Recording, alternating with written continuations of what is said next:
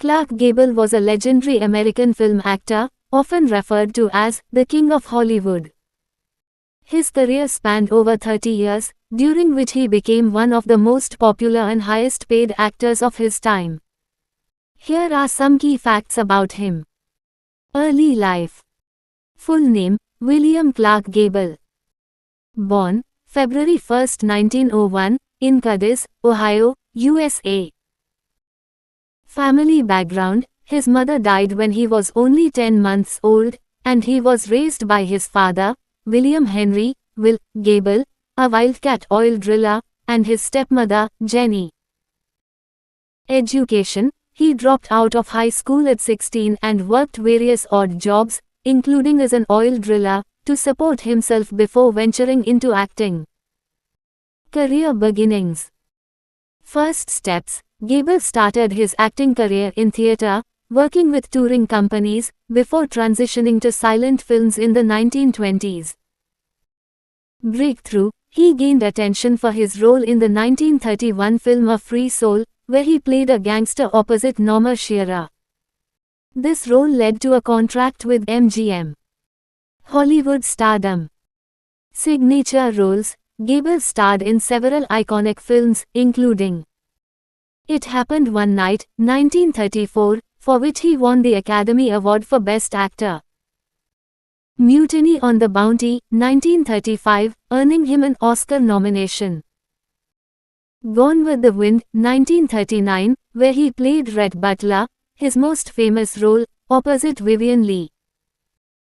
Other notable films: San Francisco, 1936, The Misfits, 1961, The Hucksters, 1947, Red Dust, 1932. Personal life. Marriages: Gable was married 5 times. His most famous wife was actress Carole Lombard, whom he deeply loved. Tragically, she died in a plane crash in 1942. Military service: after Lombard's death, Gable enlisted in the U.S. Army Air Forces during World War II.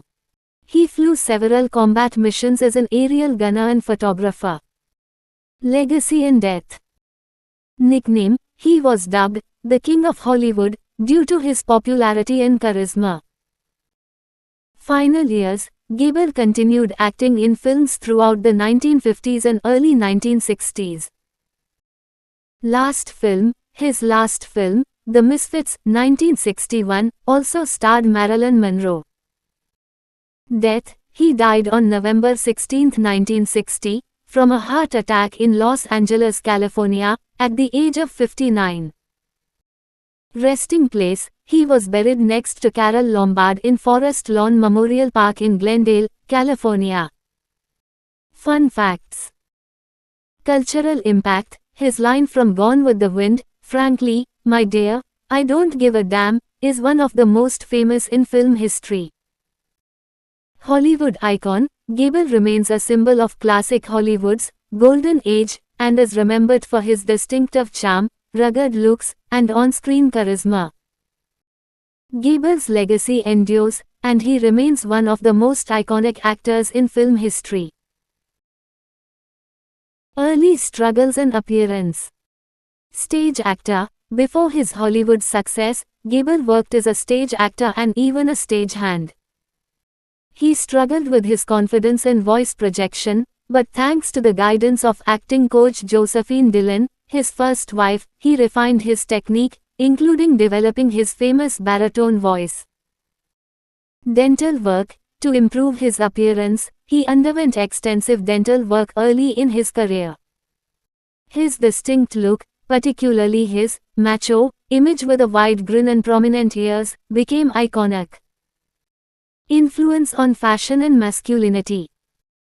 Men's fashion trendsetter: Gable inadvertently set a trend for men's fashion after appearing in It Happened One Night, 1934, without an undershirt.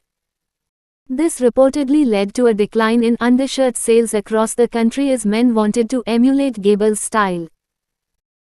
Rugged masculinity: Gable was known for his rugged, masculine image, which Hollywood studios marketed aggressively.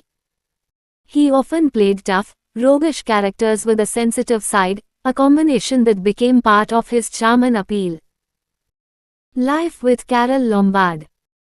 Relationship with Carole Lombard, Gable's third wife, Carole Lombard, was one of Hollywood's most beloved actresses and known for her lively personality. The two shared a deep bond, and their marriage was considered one of the happiest in Hollywood at the time. Lombard's sudden death in a plane crash in 1942 devastated him, and he carried her memory throughout his life.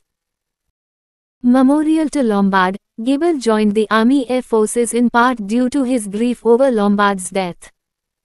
It was his way of honoring her patriotic spirit, as she had been actively involved in supporting war efforts.